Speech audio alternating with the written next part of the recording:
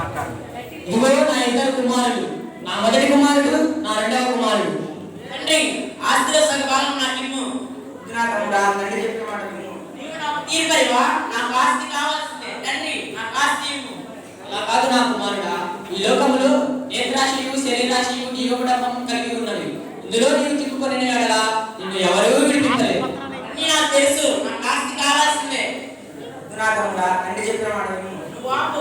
నాకు ఆస్తి కావాల్సిందే. అరే ఎవరక్కడ?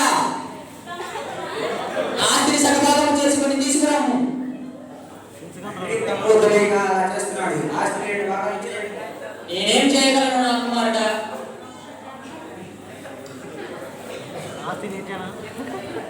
ఇగో ఈ ఆస్తి నీకు ఇచ్చుతున్నాను, జాగ్రత్త.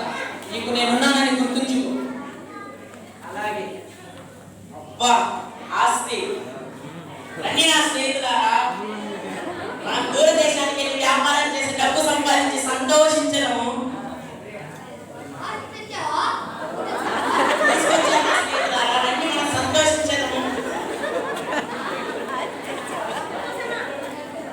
నేను చూడాకు చేసుకుంటాము. నేను చూడాకు చేసుకుంటాము. నా స్నేహితులారా, చివరికి ఇదే మిగిలినది. ఇప్పుడు మనం ఏం చేయగలం? స్నేహితులారా, నేను మిమ్మల్ని నమ్ముకొని వచ్చి ఉన్నాను. ఇప్పుడు నేను ఏం చేయగలను? స్నేహితులారా, స్నేహితులారా, అయ్యా ఆకలి ఆకలి. అయ్యా మీ దగ్గర ఉన్న పని ఉందా? అయ్యా మీ దగ్గర ఉన్న పని ఉందా?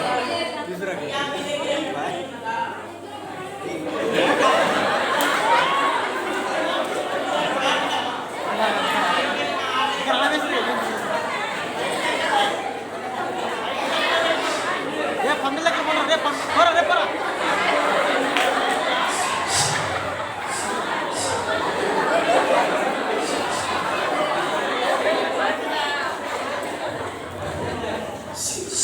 అయ్యో నా పని మనిషి నా పండుగకు పొట్టు వేసి గడవలేదు.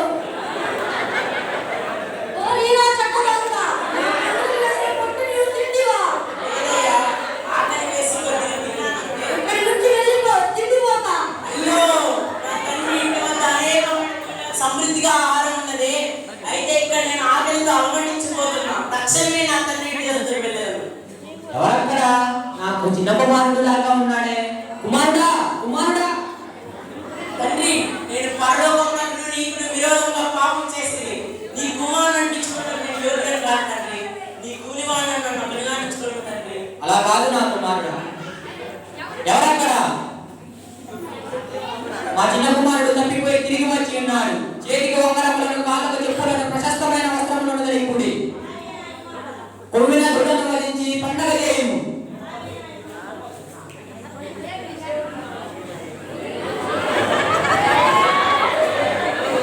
మా ఇంటి దగ్గర సంబరాలు జరుగుతున్నాయి. ఎవరక్కడ? మొత్తం రాజమాత ఏంటి అక్కడ సంగతి? తమ్ముడు తిరిగి వచ్చాడని తండ్రి గొర్రెలను పది పెద్ద విందు చేయిస్తున్నాడు. రండి రాజమానులా. యజమానుడా, యజమానులా, మీ పెద్ద కుమారుడు లోపల వెళ్ళాలంటున్నాడు. ఏంటి? నా కుమారుడు లోపలికి రానన్నాడా?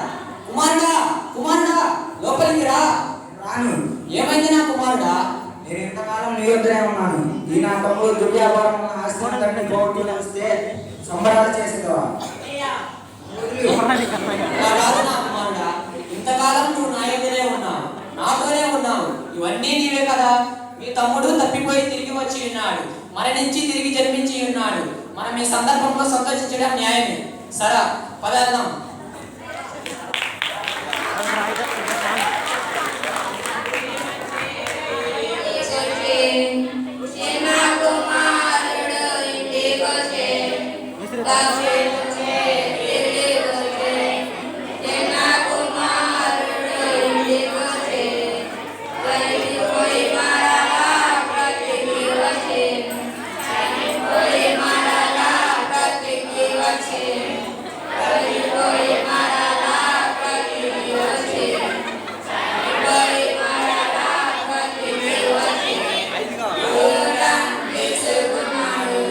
ఇది కావాలి.